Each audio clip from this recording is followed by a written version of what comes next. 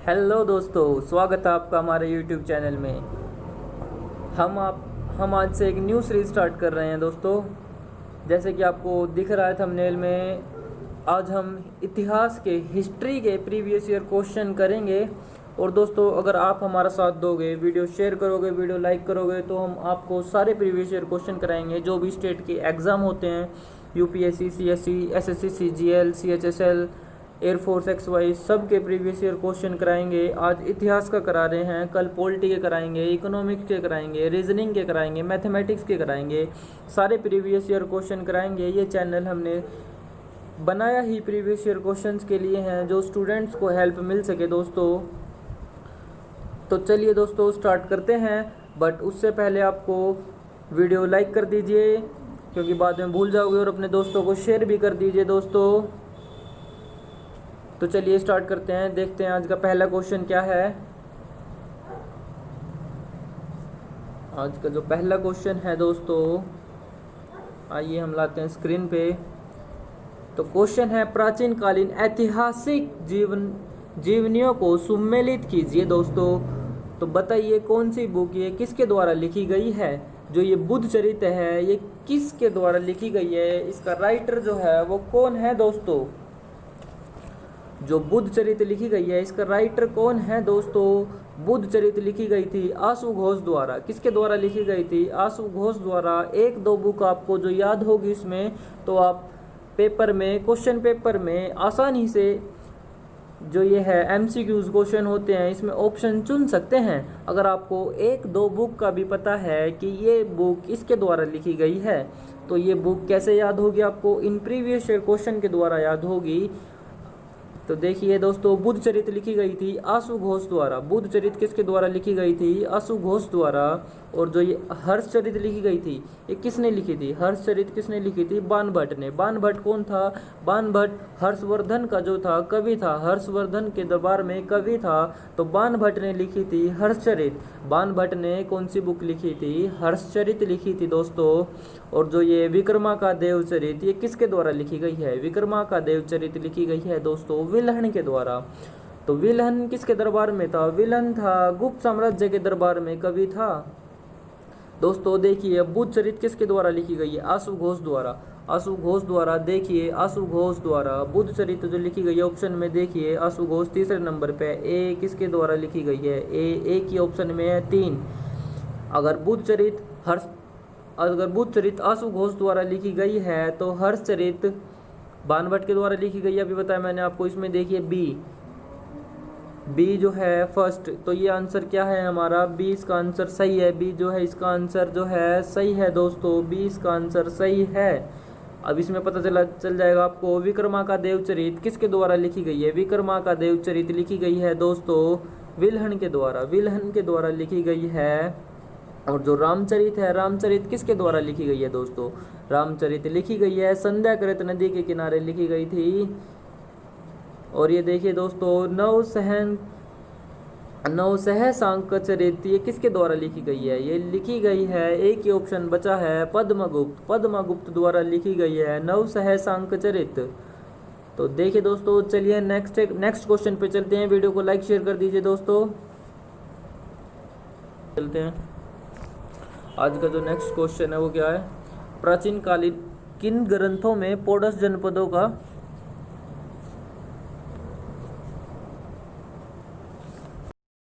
किन ग्रंथों में पोडस जनपदों का उल्लेख है। तो बताइए दोस्तों,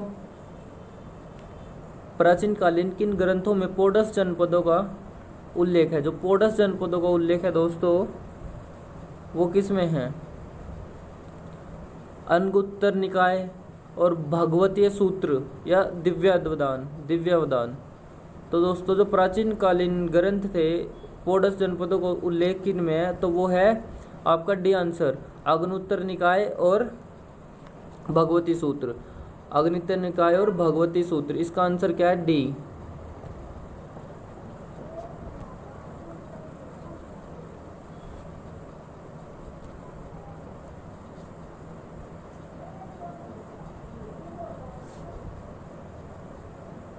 इसी में क्या दोनों। तो चलिए, इसमें 2 क्वेश्चन है दोस्तों, बताइए।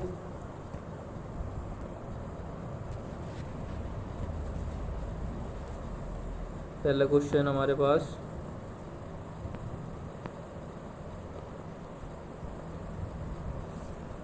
चीनी यात्रियों के विवरणों के अनुसार सुमेलित कीजिए। तो चीनी यात्री किसके दरबार में कौन आया था, ये दोस्तों आपको बताना है। देखिए, फाइयान किसके दरबार में आया था? चीनी यात्री फाइयान किसके दरबार में आया था? बताइए दोस्तों, चीनी यात्री फाइयान किसके दरबार में आया था? तो दोस्तों चीनी यात्री जो फाइयान था वो चंद्रगुप्त द्वितीय के समय में आया था। तो और देखिए जो होनसेंग था, होनसेंग ये किसके समय में आया था? होनसेंग जो है वो किसके समय में आया था दोस्तों? होनसेंग आया था हर्ष के समय में। हर्षवर्धन जो था उसके समय में आया था होनसेंग। और जो ये था हित सिंह, ये किसके दरबार में आया था? हित सिंह जो था वो भाई किसके दरबार में आया था? बताइए दोस्तों।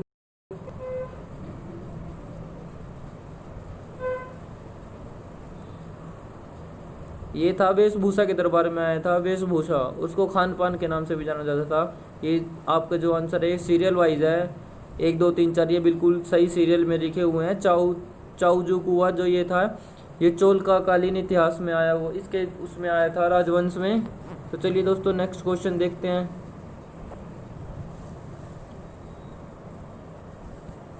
यूनानी लेखकों को उनके साथ रणरेखा को उनकी रचनाओं के साथ सुमेलित कीजिए। किसने कौन सी बुक लिखी है? बताइए दोस्तों। मेगास्थनीज किसके दरबार में आया था? मेगास्थनीज सेल्यूकस का राजदूत था, और ये सेल्यूकस ने चंद्रगुप्त मौर्य के दरबार में भेजा था, और इसने वहाँ पे एक बुक लिखी थी, इंडिका नामक एक बुक लिखी थी। और ये मेगास्थनीज भेजा क्यों था? सेल्यूकस ने मेगास्थनीज को क्यों भेजा था? देखिए दोस्तों, ये आपको मैं स्टोरी बता दूँ। सेल्यूकस आया था युद्ध करने, कहाँ पे? पाटलिपुत्र में। किससे? चंद्रगुप्त मौर्य से। चंद्रगुप्त मौर्य से युद्ध करने आया, और इसकी जो लड़की थी वो बोली कि पापा पापा मैं भी चलूँगी आपके साथ, मुझे पता है आप जीत जाओगे, युद्ध जीत जाओगे, और मैं वहाँ की महारानी बन जाऊँगी। इसको क्या पता था बेचारी को? इसका पापा अपने पापा के साथ आ गई। इसका पापा बोला नहीं रहने दे। इसके पापा के बहुत मना करने के बाद भी ये लड़की उसके साथ आ गई, अपने पापा के साथ। फिर क्या हुआ? युद्ध हार गया सेल्यूकस, और युद्ध हार गया सेल्यूकस। फिर चंद्रगुप्त मौर्य को क्या हुआ? चंद्रगुप्त मौर्य को जो इसकी लड़की थी, ये सेल्यूकस की लड़की, ये पसंद आ गई। फिर इनकी शादी हो गई। फिर जो सेल्यूकस था उसकी चंद्रगुप्त मौर्य की पत्नी का पिता, तो वो दुख में था कि पता नहीं मेरी लड़की कैसी है, खुश है, कैसे रखते हैं, कैसे नहीं रखते। तो फिर इसका पता लगाने के लिए सेल्यूकस ने अपना राजदूत भेजा था चंद्रगुप्त मौर्य के दरबार में, कि वो मेरे को बताता रहेगा कि क्या हो रहा है वहाँ पर, कैसी है मेरी लड़की, खुश है, कैसी है। तो इसलिए मेगास्थनीज किसके दरबार में था? चंद्रगुप्त मौर्य के। इसने कौन सी बुक लिखी थी? इंडिका नामक बुक लिखी थी। तो बताइए दोस्तों, टालमी ने कौन सी बुक लिखी थी? टोलमी ने बुक लिखी थी ज्योग्राफी। टोलमी ने बुक लिखी थी ज्योग्राफी। और अज्ञात लेखक है, ये किसके द्वारा लिखी गई है? अज्ञात लेखक ने मतलब कौन सी बुक लिखी थी? तो इसने लिखी थी पेरिपल्स ऑफ द इरिथियन सी। और पिलनी ने फिर वो ही आगे एक ऑप्शन बचता हमारे पास नेचुरल हिस्टोरी का किसके द्वारा लिखी गई है? ये पिलनी द्वारा लिखी गई है। तो इसका राइट आंसर क्या हो जाएगा दोस्तों? इसका राइट आंसर हो जाएगा सी। इसका राइट आंसर हो जाएगा सी।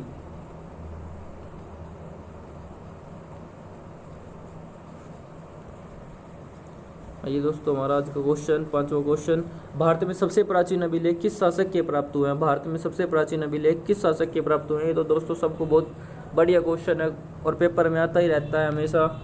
शिलालेख, अभिलेख, ये किसने लिखने स्टार्ट किए थे? ये लिखने स्टार्ट किए थे अशोक ने। तो इसका आंसर है अशोक। भारत में जो सबसे प्राचीन अभिलेख हैं वे किसके प्राप्त हुए हैं? वो हुए हैं अशोक के प्राप्त हुए हैं। और सबसे पहले किसने पढ़ने में सफलता प्राप्त की है? ये की है जेम्स प्रिंसेप्स ने 1837 में अशोक के जो अभिलेख हैं वो पढ़ने में सफलता प्राप्त की है। नेक्स्ट क्वेश्चन,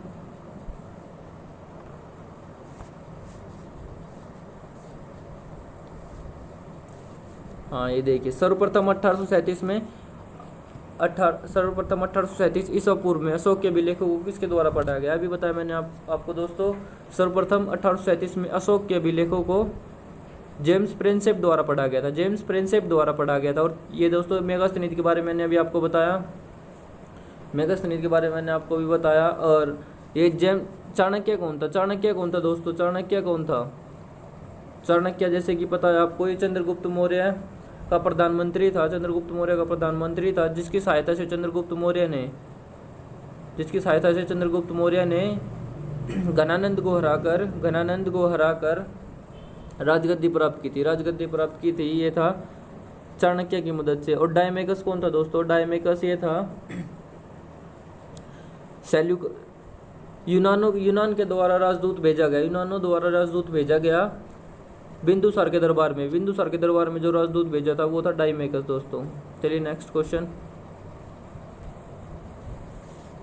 ये देखिए, सबसे प्राचीन स्मृति कौन सी है दोस्तों? सबसे प्राचीन स्मृति कौन सी है? अपनी जो सबसे प्राचीन स्मृति है वो कौन सी है दोस्तों? जो अपनी सबसे प्राचीन स्मृति है वो है मनुस्मृति। मनुस्मृति एक ऐसी बुक है जो ये शुंग वंश में लिखी गई थी, और ये अपनी जो क्या बोले लो बुक है, पहली भारत की लो बुक है जो वो यही है मनुस्मृति पहली भारत की लो बुक है। ये मनुस्मृति है सबसे प्राचीन बुक।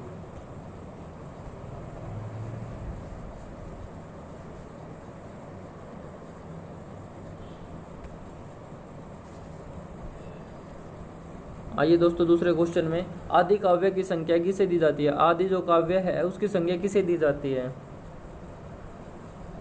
आदि काव्य दोस्तों ये मैं बता दूं आपको, आदि काव्य की संज्ञा जो है रामायण को दी जाती है काव्य, आदि काव्य।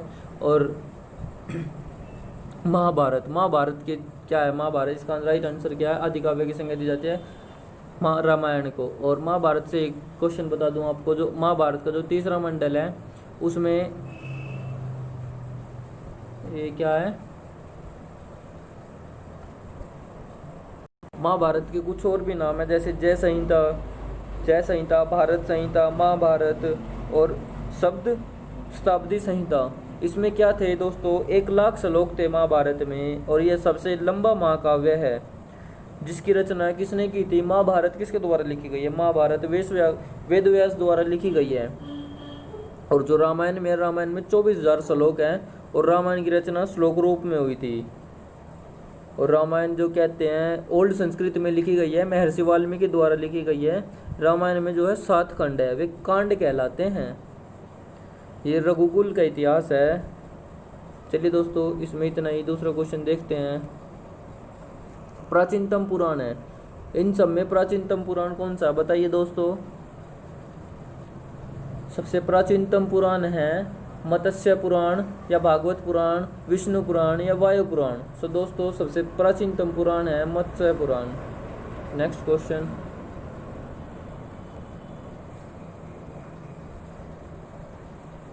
आइए दोस्तों, कृष्ण भक्ति का प्रथम और प्रधान ग्रंथ है। कृष्ण भक्ति का प्रथम और प्रधान ग्रंथ कौन सा माना जाता है? बताइए दोस्तों। जो कृष्ण भक्ति का प्रथम और प्रधान ग्रंथ माना जाता है वो श्रीमद् भागवत गीता को माना जाता है। जैसे भागवत गीता होती है उसमें दोस्तों, जैसे आपने देखा होगा आपके यहाँ पर भागवत गीता होती है तो उसमें श्री कृष्ण के बारे में बताया जाता है, श्री कृष्ण की जो कथा सुनाई जाती है। तो इसमें जो प्रथम प्रधान ग्रंथ है वो श्रीमद् भागवत गीता कृष्ण की भक्ति का वो माना जाता है प्रधान ग्रंथ।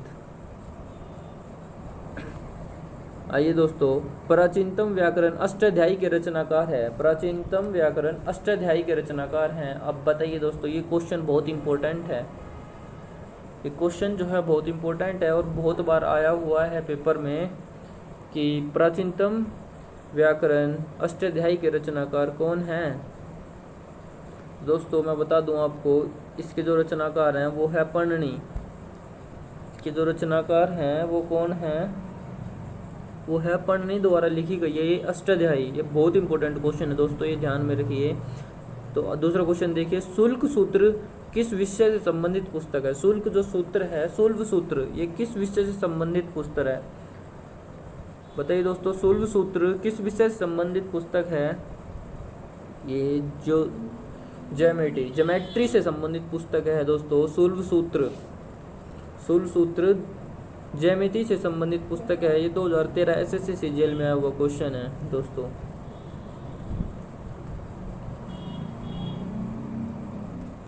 चलिए नेक्स्ट क्वेश्चन देखते हैं दोस्तों। अशोक से संबंधित क्वेश्चन है। अशोक के निम्नलिखित अभिलेखों में से किसमें दक्षिण भारत राज्यों का उल्लेख हुआ है? बताइए दोस्तों, अशोक के निम्नलिखित अभिलेखों में से कौन से अभिलेख में दक्षिण भारतीय राज्यों का उल्लेख है? बताइए दोस्तों। तो मैं आपको बता दूं, जो द्वितीय मुख्य शिलालेख है, द्वितीय मुख्य शिलालेख है, इसमें दक्षिण भारतीय राज्यों का उल्लेख है। इसमें जो है दक्षिण भारतीय राज्यों का उल्लेख है दोस्तों, दक्षिण भारतीय राज्यों का उल्लेख। ये कहाँ जा रहे हो? ये जो मैं आपको बता दूं, जो द्वितीय मुख्य शिलालेख है उसमें क्या है, उसमें जो है अशोक ने आदमियों के, मतलब मनुष्य और जो जानवरों के, पशुओं के, दोनों की चिकित्सा का वो दिया है, उसमें उल्लेख किया है दूसरे अभिलेख में। और जो दक्षिण भारत के जो राज्य हैं उनका उल्लेख है, जैसे दक्षिण भारत के राज्य कौन से थे? चोल, चेल, पांड्य, ताम्रपणी, केरल पुत्र, सत्यपुत्र राज्यों का उल्लेख उसमें मिलता है दोस्तों। चलिए नेक्स्ट क्वेश्चन पे जाते हैं। हाँ, ये इम्पोर्टेंट क्वेश्चन आया दोस्तों। सीयू नामक यात्रा का विवरण निम्नलिखित में से किससे जुड़ा है?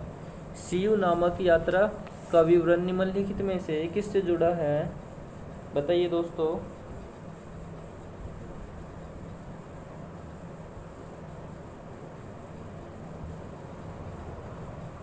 सीयू नामक यात्रा का विवरण निम्नलिखित में से, ये टिक भी लगा हुआ है दोस्तों, हैंसोंग से संबंधित है। यात्रा का विवरण जो है निम्नलिखित में से हैंसोंग से संबंधित है। सीयू की नामक यात्रा का विवरण निम्नलिखित में से हैंसोंग से संबंधित है। चलिए दोस्तों दूसरा क्वेश्चन देखते हैं। 14वीं, इसका जो आंसर है वो राइट आंसर है हैंसोंग द्वारा। 14वीं सदी ईसा पूर्व का अभिलेख जिसमें वैदिक देवताओं का वर्णन है प्राप्त हुआ है। कहाँ से प्राप्त हुआ है? बताइए दोस्तों। तो दोस्तों 14वीं सदी ईसा पूर्व का जो अभिलेख है जिसमें वैदिक देवताओं का वर्णन है वो बेगाजकोई अभिलेख से प्राप्त हुआ। बेगाजकोई से प्राप्त हुआ, देवताओं का वर्णन इसमें बेगाजकोई से प्राप्त हुआ है। बेबीलोन में क्या था दोस्तों? देखिए, जो बेबीलोन में किसने आक्रमण किया था भारत पर? सबसे पहले भारत पर आक्रमण किया था वो किसने किया था? सबसे पहले भारत पर आक्रमण किसने किया था? बताइए दोस्तों। भारत पर सबसे पहला आक्रमण किसका था और किसने किया था? भारत पर सबसे जो पहला आक्रमण था वो किसके द्वारा किया गया था?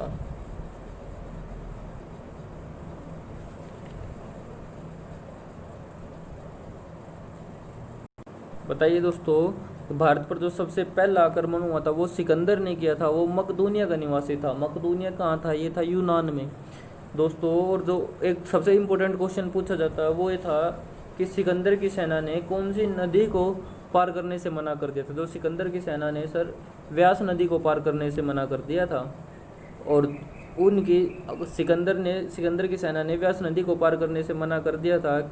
उसी कारण फिर सिकंदर वापस मुड़ गया और अपने घर चलने को राजी हो गया। फिर घर जाते हुए वापस 323 ईसा पूर्व में बेबीलोन में उसकी मृत्यु हो गई। बेबीलोन में उसकी क्या हो गई? मृत्यु हो गई। ये क्वेश्चन भी पूछा जाता है दोस्तों। और आइए, देवताओं का वर्णन है, ये तो हो गया अपना क्वेश्चन। अष्टांग हृदय निम्नलिखित में से किससे संबंधित है? अष्टांग हृदय निम्नलिखित में से किससे संबंधित है?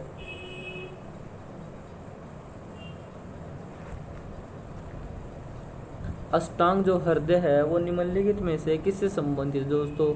अष्टांग हृदय संहिता निम्नलिखित में से चिकित्सा शास्त्र से संबंधित है। ये भी एक इम्पोर्टेंट क्वेश्चन है अपने आप में, ये ध्यान रखना। आइए दोस्तों, ये एक इम्पोर्टेंट क्वेश्चन आता है। अधिलिखित अभिलेखों में से उनके शासकों द्वारा सुमेलित कीजिए। हाथी गुम्फा अभिलेख किसके द्वारा बनाया गया था? हाथी गुम्फा अभिलेख एक इंपॉर्टेंट क्वेश्चन आया मेरे दिमाग में। देखिए, रुद्रदामन का जो संस्कृत, सबसे पहले इसने संस्कृत में जो अभिलेख लिखा गया था वो था जूनागढ़ का अभिलेख, रुद्रदामन द्वारा लिखा गया था। ये क्वेश्चन आपको याद रह गया तो फिर आप क्वेश्चन कर सकते हैं, ईजिली क्वेश्चन कर सकते हैं दोस्तों। अब देखिए, बी में पहला कौन सा? पहला, तो इसका आंसर क्या होगा? पहला होगा। इसका आंसर क्या होगा? फर्स्ट ए होगा। इसका आंसर ए होगा। रुद्रदामन द्वारा लिखा गया है जूनागढ़ का अभिलेख, जूनागढ़ का अभिलेख लिखा गया है रुद्रदामन द्वारा। जो हाथी गुम्फा अभिलेख है वो किसने लिखा था, वो खारवेल ने लिखा था। और प्रयाग स्तंभ लेख, प्रयाग प्रशस्ति लेख भी कहते हैं इसको, प्रयाग प्रशस्ति लेख भी कहते हैं और प्रयाग स्तंभ लेख भी कहते हैं। ये किसके द्वारा लिखा गया है, पुलकेशिन नृत्य द्वारा लिखा गया है दोस्तों। और ये ऐहोल अभिलेख, ऐहोल अभिलेख किसके द्वारा लिखा गया, ऐहोल अभिलेख किसके द्वारा लिखा गया दोस्तों, ऐहोल अभिलेख, सॉरी दोस्तों, ये प्रयाग प्रस्थिति जो स्तंभ लेख है वो स्कंदगुप्त द्वारा लिखा गया था, स्कंदगुप्त द्वारा लिखा गया था। और जो ये ऐहोल अभिलेख जो है ये लिखा गया है हमारे पुलकेशिन नृत्य द्वारा, पुलकेशिन नृत्य द्वारा। भीतरी तथा जूनागढ़ अभिलेख, भीतरी तथा जूनागढ़ अभिलेख ये लिखा गया है हमारे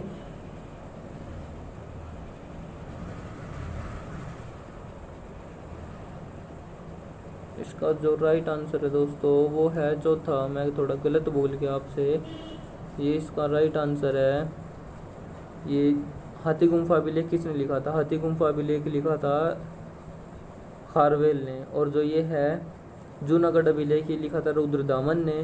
प्रयाग स्तंभ लेख ये किसने लिखा था, प्रयाग स्तंभ लेख लिखा था, किसने लिखा था, प्रयाग स्तंभ लेख लिखा था समुद्रगुप्त ने, स्कंदगुप्त बोले गलती से, समुद्रगुप्त ने लिखा था। ऐहोल अभिलेख जो है, ऐहोल अभिलेख वो लिख रखा है हमारे पुलकेशिन ने, पुलकेशिन ने लिखा ऐहोल अभिलेख। और जो ये भीतरी तथा जूनागढ़ का अभिलेख है ये लिखा था स्कंदगुप्त ने, ये लिखा था किसने लिखा था, स्कंदगुप्त ने। तो चलिए दोस्तों नेक्स्ट क्वेश्चन पे चलते हैं।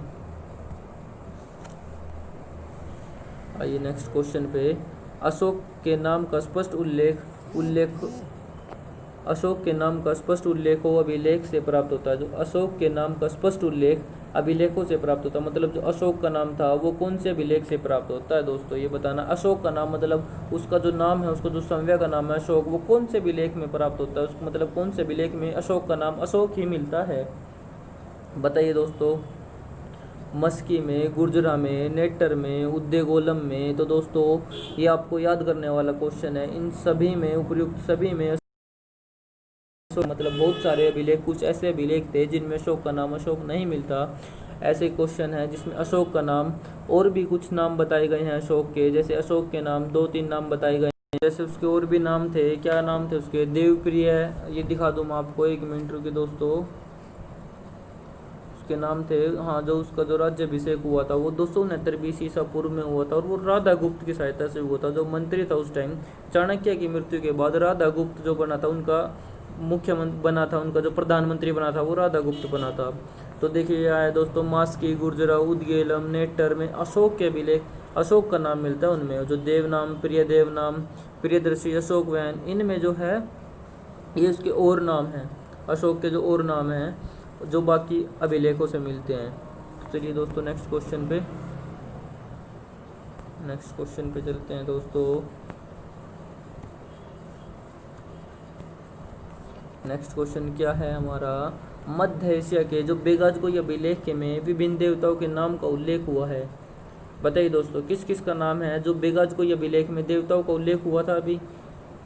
और ये जो पहला अभिलेख है जिसमें देवताओं का उल्लेख है, अब बताइए इस अभिलेख में किस किस देवताओं का नाम जो है वो हैगा, वो इस अभिलेख में देवताओं का नाम है। अब बताइए दोस्तों वो किस किस का नाम है। तो इसका आंसर जो है दोस्तों उपयुक्त सभी, इस जो अभिलेख बेगाजगोई अभिलेख में जो मध्य एशिया का जो बेगाजगोई अभिलेख है, ये इसमें इंद्र, वरुण, मित्र, नात्स्त्य, इन सभी देवताओं का उल्लेख मिलता है दोस्तों।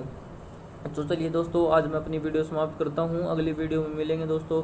अगर आप हमारी वीडियो शेयर करते हैं, अच्छे व्यूज़ आते हैं, अच्छे लाइक आते हैं, तो हम दोस्तों आपके लिए नए कंटेंट लाएंगे, नई वीडियो लाएंगे, नया क्वेश्चन लाएंगे। जो अभी 2020 में जो पेपर होने वाले हैं उनमें जो क्वेश्चंस आएंगे, SSC, CGL, CHSL, MTS, air force, XY में जो क्वेश्चन आएंगे, पॉलिटी और इकोनॉमिक्स, हिस्ट्री, रीजनिंग, सब आपकी इधर कंप्लीट कराई जाएगी। इस चैनल में सब कंप्लीट कराया जाएगा। बस दोस्तों आपको हमारा साथ देना पड़ेगा, आपको वीडियो शेयर करनी पड़ेगी, अपने दोस्तों को दिखानी पड़ेगी। और दोस्तों देखिए जैसे कि है, जितना आप नॉलेज को शेयर करोगे उतनी आपकी नॉलेज बढ़ेगी। ओके दोस्तों, मिलते हैं नेक्स्ट वीडियो में।